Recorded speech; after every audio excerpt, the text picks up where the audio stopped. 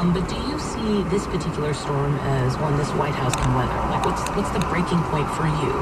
Well, if any laws were violated, then that's certainly a serious problem that the president would have. I have confidence in the president thus far. I wish the president would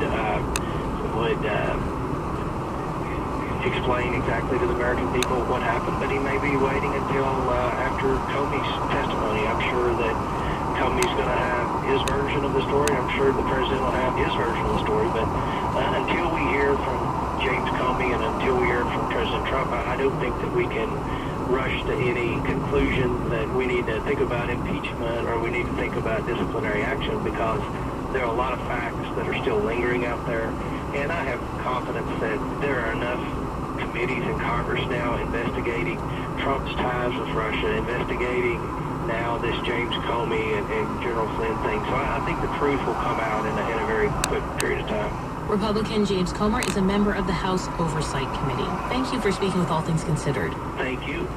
Washington's political turmoil spilled over into the financial markets today. The Dow Jones Industrial Average fell 372 points, about 1.7%. The tech-heavy NASDAQ index was down more than 2.5%.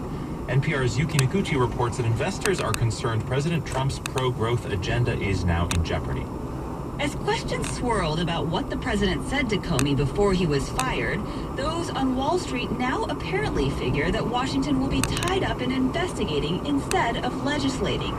And that also means that some of the big items on the president's agenda, most notably tax cuts, are likely to fall away as a priority.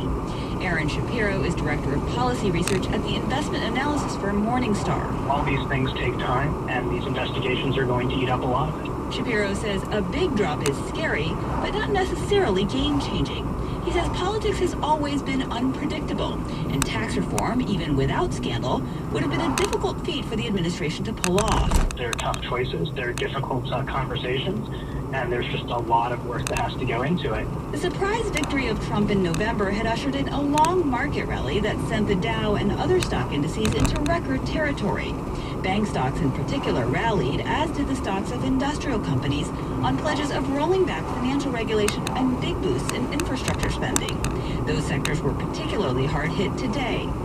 David Kretzmann is an analyst with the personal finance firm Motley Fool. I don't think it's a surprise that financials and industrials are getting hit harder today than most, but the sell-off today really is across the board. But Kretzmann says don't forget that stocks are still in a bull market. We're just back to where we were at the end of April, so it's not like the sky is falling.